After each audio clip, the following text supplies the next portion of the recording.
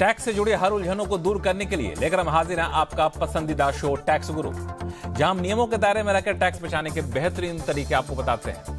नमस्कार, मैं हूं लक्ष्मण राय और इस बार हमारे साथ होंगे जाने माने टैक्स एक्सपर्ट शरद कोहली साहब, जो हमारे साथ स्टूडियो में। सर, आपका स्वागत है। Thank you. और कोहली साहब, आपके काम की बड़ी चीजें लेकर के आए हैं टैक्स से जुड़े हुए, इसलिए कहीं जाइएगा नहीं अगले आधे घंटे तक। बिल्कुल जरूरत हो तो कागज कलम लेकर बैठ जाइए, वरना यूट्यूब पे हमारे वीडियो आपको मिल जाएंगे।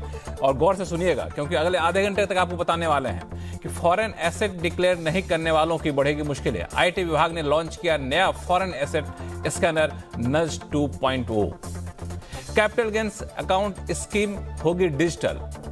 नया नियमों के मुताबिक कैसे करें टैक्स प्लानिंग, और साथ में आपको बताएंगे कि पार्टनरशिप फर्म में अगर आप कार रिम्बर्समेंट भरते रहते हैं ताकि टैक्स में छूट मिल जाए, तो उसकी बारीकियां क्या हैं जिसको आपको जानना है, बेहद जरूरी। इस पर भी चर्चा करेंगे शो में आगे। लेकिन सबसे पहली बात उन लोगों के लिए जो कि फॉरेन एसेट छुपाने की कोशिश करते हैं, क्योंकि वहां पे उनकी मुश्किलें बहुत बढ़ने वाली। और आज मैं ये चीज़ आपको इसलिए और बता रहा हूं क्योंकि पिछले कई दिनों से देख रहा हूं, इनफैक्ट कई महीनों से कोहली साहब, कि लोग फॉरेन में बहुत सारी प्रॉपर्टी खरीद रहे हैं। कई सारे प्रॉपर्टी लोग वहाँ पे विज्ञापन भी देते हैं, हमने यहाँ पे ये लॉन्च किया, वो लॉन्च किया। बाकी चीज़ें भी अकाउंट होते हैं, पैसे होते हैं।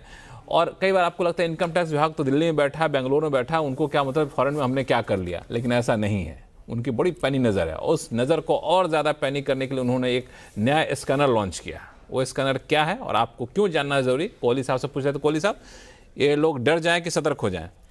देखिए, पहली बात तो मैं ये बताना चाहूँगा लक्ष्मण कि टैक्स प्लानिंग खाली प्लानिंग स्ट्रैटेजीज टैक्स बचाने के लिए ही लिमिटेड नहीं होती है। टैक्स प्लानिंग जहां आपका फालतू टैक्स कल को चला जाए, पेनल्टी चला जाए, बड़ा भारी भरकम रकम आपके सिर पे पड़ जाए, इसको बचाना भी टैक्स प्लानिंग है। तो यहीं से ये निकल के आता है। जी हाँ, nudge 2.0, non intrusive data to guide and enable, ये इसका फुल फॉर्म है। और आपको पता होगा कि विदेशी एसेट्स डिस्क्लोज करने की तो हम काफ़ी टाइम से, जब से ब्लैक मनी एक्ट आया, अपने आपके विदेशों में मकान है, शेयर्स में इन्वेस्टमेंट है, किसी कंपनी में डायरेक्टरशिप है, इस सबको डिस्क्लोज करने की बात हम बहुत पहले से कर रहे हैं। पर अब ये 2.0 तब आता है तो उसकी कुछ इम्प्रोवाइज वर्जन होती है पहले वाले की। तो 2.0 ये कहता है कि डिपार्टमेंट ने करीब शुरू से लेके 1080 केसेस ऐसे निकाले लक्ष्मण, जहां पर विदेशी एसेट डिक्लेयर नहीं थे। 1000 से ज्यादा, 1080, 40,000 करोड़ रुपए की रिकवरी इसमें हो चुकी है। ये कहने को बहुत ऐसी बात लगती है जो कि सब पे अप्लाई नहीं करती, पर 40,000 करोड़ बड़ा अमाउंट होता है अगर आप विदेशी एसेट से। तो अब डिपार्टमेंट के पास एक और खेप, जिसको मैं कहूं, वो आई है डेटा की।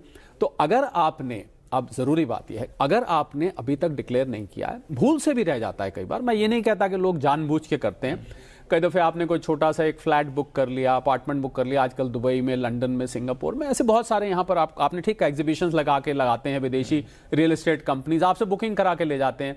या आपने कहीं कोई पुराना रख रखा हो कहीं किसी कंपनी में, तो अगर आपने वो नहीं डिस्क्लोज किया है, 31 दिसंबर तक अपने रिटर्न साहब रिवाइज कर लीजिए। और क्योंकि 31 दिसंबर तक आपके पास रिवाइज करने का समय है, इसीलिए आज इसकी चर्चा हो रही है कि आज हम दिसंबर के मध्य तक पहुंच रहे हैं। तो आप 31 दिसंबर तक रिवाइज करके, अभी भी मौका है, आप उसको कर दीजिए। क्योंकि अगर उन्होंने पकड़ा तो फिर आप कहेंगे फिर डरा रहा है, ये बता रहा है, तो उन्होंने पकड़ा तो अच्छा नहीं रहेगा। तो मेरा ख्याल है कि आप स्वयं एक मिनट ठंडे दिमाग से बैठ के याद करिए, कहीं आपने कोई विदेशी एसेट में निवेश तो नहीं किया था जो आप भूल रहे हो। अच्छा, इसे मुझे समझाइए कि ये विदेशी एसेट का मतलब क्या हुआ? हर चीज आपको बताना है, कुछ चीजें जिसको छोड़ भी सकते हैं? बिल्कुल। शेड्यूल FA लक्ष्मण रिटर्न में अलग से दिया हुआ है। दो शेड्यूल हैं, एक शेड्यूल FA, एक schedule FSI, foreign source income. ये दोनों विदेश से संबंधित हैं। जी हाँ, आपकी यही नहीं, कंपनी, किसी कंपनी में आपकी डायरेक्टरशिप भी है विदेशी कंपनी में। मतलब सिर्फ प्रॉपर्टी खरीदे हो ऐसा नहीं है ना, डायरेक्टरशिप है तब भी कोई भी एसेट आपका है। इनफैक्ट विदेश में आपने कोई कार भी खरीद के रखी हुई है, अच्छा, तो वो तक आपको बतानी पड़ेगी। आपको कोई भी एसेट है, वो इसमें बाकायदा लिस्ट दी हुई है, वो आपको डिस्क्लोज करना है रिटर्न के साथ। नहीं किया तो वो टैक्स इवेजन माना जाता है। अच्छा, चीज बताइए, मैं टैक्स पेयर्स के लिहाज से पूछ रहा हूँ कि मैंने कोई प्रॉपर्टी खरीदी और डिस्क्लोज नहीं किया, तो आप कैसे पकड़ेंगे मुझे? हाँ, क्योंकि जो बहुत सारे देशों के साथ म्यूचुअल शेयरिंग ऑफ इंफॉर्मेशन के करार हो गए हैं। क्या तो कौन कौन क्या ले रहा हो बताओ। वो क्या करते हैं, जितने भारतीय पासपोर्ट होल्डर्स के उनके यहाँ पर प्रॉपर्टीज है, उन सब की लिस्ट उठा के भारत सरकार को म्यूचुअल एक्सचेंज ऑफ इंफॉर्मेशन भेज देते हैं। बस वो आया और डिपार्टमेंट का काम तो खाली नोटिस भेजना रह जाता है, फिर तो आप गिरफ्त में आ गए। यही तो नज 2.0 है कि उनके पास डेटा आ गया है।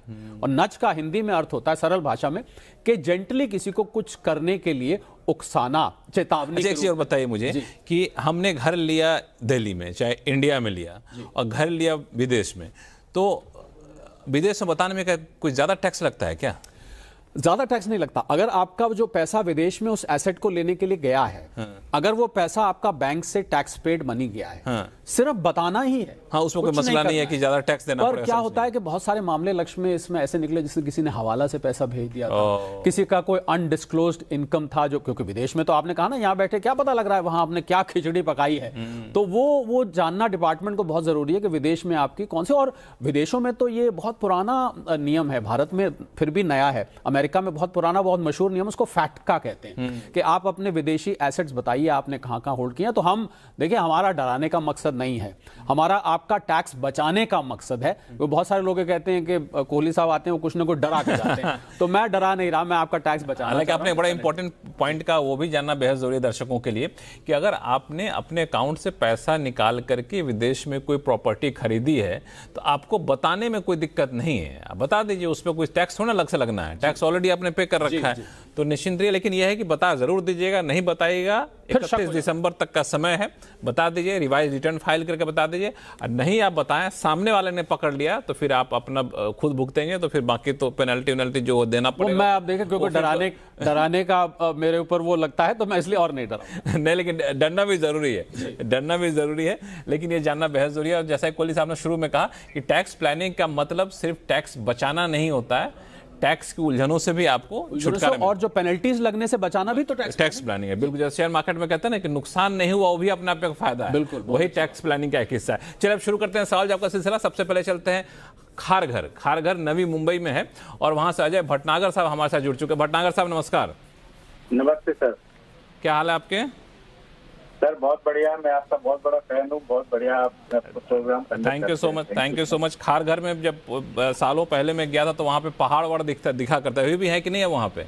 दिखते हैं सर, अभी बहुत सारे बिल्डिंग्स आ गई हैं तो थोड़ी दूर से तो नहीं दिखेगा, हाँ, लेकिन बिल्कुल दिखते हैं। हाँ, अब तो काफी डेवलप हो गया होगा। बताइए टैक्स गुरु कैसे आपकी मदद कर सकता है? सर मेरा क्वेश्चन ये था, वैसे तो मैंने दिया था, लेकिन ये मेन ये है कि मैंने 2020 में एक प्रॉपर्टी बेची थी और उसका जो पैसा आया था वो सारा पैसा मैंने मतलब बेची थी सितंबर 2020, वही कोविड का टाइम था, और अक्टूबर में मैंने प्रॉपर्टी खरीद ली थी। तो एक बिल्डर था, उसने मेरे को प्रॉमिस किया था कि 3 साल में 5 साल में वो बना के दे देगा प्रॉपर्टी। तो जी हम वेट करते रहे, लेकिन वो कुछ सिडको के नियमों की वजह से या कुछ, क्योंकि एयरपोर्ट आने वाला था तो शायद FSI का कुछ गड़बड़ था या कुछ तो इशू था, जिसकी वजह से वो प्रॉपर्टी चालू नहीं कर पाया। ठीक है। तो 3 साल बाद फिर मैंने उनको कहा कि भाई आप मेरा पैसा वापस कर दीजिए, मैं किसी दूसरे प्रोजेक्ट में लगा लेता हूँ।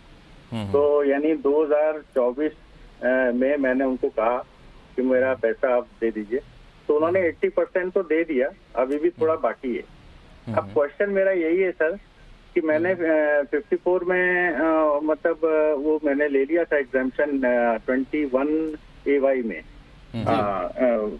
तो अब ये पैसा जो आ रहा है इसको मैं कैसे दिखाऊं और क्या करना चाहिए? प्रॉपर्टी अब मैं जब लूंगा तो वो क्या उसके भी कोई टाइम लिमिट है कि कितने टाइम में बननी चाहिए या क्या? क्योंकि ये तो बिल्डर पे ही सारा डिपेंड कर रहा है। ये तो बड़ा इंटरेस्टिंग क्वेश्चन है और अच्छी बात है कि आपने ईमानदारी से बता रहे कि पैसे आ गया, हमें फिर कैसे करें, क्योंकि इस पर टैक्स एग्जम्पशन ले रखे थे। कोहली साहब। अजय जी, पहले तो हमें खेद है इस बात का कि आपके बिल्डर ने डिफॉल्ट किया, जो भी कारण रहा उसका।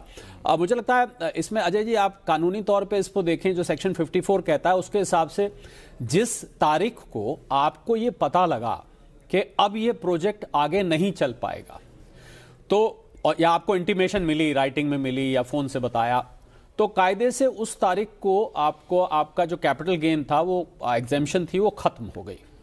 तो उस साल में उस तारीख पे आपको जो सेक्शन 54 का आपने रिबेट लिया था वो वापस टैक्सेबल बन जाता है।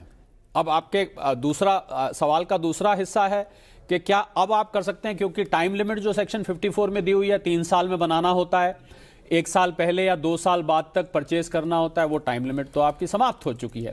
तो अब बदकिस्मती से आप उस सेक्शन 54 का बेनिफिट तो नहीं ले पाएंगे। अब आपके सवाल का तीसरा पहलू है कि जो पैसा आ रहा है अब वहां से, वो मात्र अजय जी एक कैश फ्लो है, उससे कोई फर्क नहीं पड़ता है, वो एक सिंपली एक कैश फ्लो है और उस कैश फ्लो से आपको कोई असर नहीं होता। वापस आ रहा है, ये तो खुशी की बात है कि पैसा वापस आ रहा है, तो आपका कैपिटल गेन एग्जेम्पशन तो लैप्स हो चुका है और आपको उस ईयर में जिसमें सिडको या जो भी आपने एजेंसी का नाम लिया, जब आपको इंटीमेशन मिली थी, तो उस साल में आपको कैपिटल गेन को रिवर्स करना पड़ेगा। नहीं किया है तो अब उसको रिवर्स कर दीजिए, जो थोड़ा बहुत इंटरेस्ट है उस पर वो आप दे दीजिए। कोई टाइमलाइन नहीं, अब तो जब जागे तब सवेरा। अब तो ये इनको जब भी कर दें, अगर लेट हो गए तो अभी भी कर देना चाहिए, वरना क्योंकि अगर डिपार्टमेंट की तरफ से आया तो फिर इनको और दिक्कत। अच्छा, उस पैसे को कहीं इन्वेस्ट करना चाहे तो कर सकते हैं, पर अब उस पर कैपिटल गेन एग्जेम्पशन नहीं मिलेगी। टाइम जो लिमिट थी वो लैप्स हो चुकी है। यही इनके क्वेश्चन का दूसरा हिस्सा। चलिए, तो यहाँ पे कोई कंफ्यूजन तो नहीं होना चाहिए भटनागर साहब?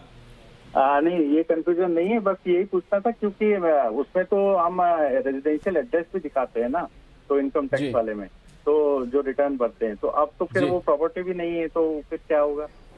नहीं, वो एड्रेस तो आप अजय जी कभी भी चेंज कर सकते हैं, एड्रेस की प्रॉब्लम नहीं है। एड्रेस तो आप सिंपली अपना जब रिटर्न भरेंगे आप एड्रेस चेंज तो करना बहुत आसान काम है।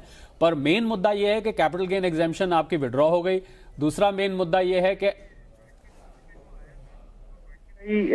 मेरे को ये जो ईयर का जो भी टैक्सेशन रेट है वो कैपिटल गेन का वही लगेगा? जी एग्जैक्टली वही लगेगा। आपने बिल्कुल ठीक पकड़ा, वही लगेगा। और जो कैश फ्लो आ रही है, जो पैसा आया है, वो सिर्फ आप उससे खुशी मना सकते हैं, पार्टी कर सकते हैं, पर उस पर कोई टैक्सेबिलिटी नहीं है। चलिए, तो उम्मीद करता हूँ सारे कंफ्यूजन दूर हो गए। बहुत बहुत धन्यवाद टैक्स गुरु से संपर्क करने के लिए। चलते हैं कांदी वाली। अच्छा, फिर मुंबई से अगला सवाल है। महेंद्र शाह साहब हमारे साथ फोन लाइन पर जुड़ चुके हैं। शाह साहब नमस्कार। नमस्कार सर। बताया जाए, कोहली साहब हैं हमारे साथ। नमस्कार लक्ष्मण जी। जी नमस्कार, बताएं क्या सवाल है आपके पास? Thank you very much for taking my question on the line. Thank you so much, आपने हमें संपर्क किया। बताएं, हिंदी में सवाल पूछेंगे तो ज्यादा अच्छा लगेगा, दर्शक भी, बाकी दर्शक भी लाभान्वित होंगे। मैंने ना मेरा 15 अप्रैल में फाइल किया था जी। तभी मुझे मेरा ये जो अक्टूबर में मेरा केवाईसी मैच्योर हुआ था उसका मुझे अंदाज नहीं था, तो मेरा उसको इंटरेस्ट इनकम लेने का मैं भूल गया और मैंने सबमिट कर दिया। तभी वो इंटरेस्ट से मेरा इनकम ज्यादा लिमिट से ज्यादा हो जाता है। तो actually I was not suppose to file that. अभी क्या कर सकता हूँ मैंने एडवांस टैक्स भर दिया है जी। तो शाह साहब, जो आपने 15H फाइल किया है उसको आप विड्रॉ कर सकते हैं। आप बैंक में एक चिट्ठी लिख दीजिए बैंक मैनेजर को कि ऐसे मैंने 15H फाइल किया था, मुझे ये अंदाज था कि मेरी इनकम बिलो टैक्सेबल होगी, और पर मैंने एडवांस टैक्स भी भर दिया और अब मेरा किसान विकास पत्र मैच्योर हो गया, तो ऐसा मुझे लग रहा है कि मैं टैक्सेबल हो जाऊंगा, तो मेरा 15H एप्लीकेबल ना माना जाए, उसको आप एक तरह से विड्रॉ कर सकते हैं। पर आप, मुझे उम्मीद है आपको ये भी ध्यान होगा कि 12 लाख रुपए तक का करंट ईयर में अब 87A के अंडर रिबेट भी मिल रहा है, तो एक दफे चेक कर लीजिए, क्या पता आप 12 लाख के अंतर्गत आ रहे हो, तो फिर तो आपका 15H एक तरह से ठीक हो जाएगा।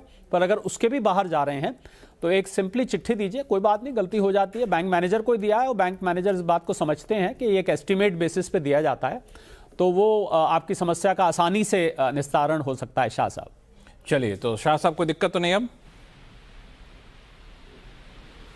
बैंक वाले विड्रॉ कर सकते हैं क्या? हाँ जी, विड्रॉ कर सकते हैं। आप एक चिट्ठी दे के विड्रॉ कर सकते हैं, एक लेटर दे दीजिए बैंक में। अच्छा, लेटर देना पड़ेगा मुझे? जी जी जी। हाँ जी। चलिए, ठीक है। तो कोई दिक्कत हो तो बताइएगा, टैक्स गुरु तो है ही आपके लिए। कोई दिक्कत होगी तो फिर हम उसको भी सुलझाएंगे। और फिलहाल वक्त है छोटे से ब्रेक का। ब्रेक बाद बताएं, कैपिटल गेन अकाउंट स्कीम अब डिजिटल होने जा रहा है। अब डिजिटल हो रहा है तो इसके लिए आपके टैक्स प्लानिंग पे क्या असर पड़ेगा, बताएंगे छोटे से ब्रेक के बाद। कहीं जाइएगा नहीं।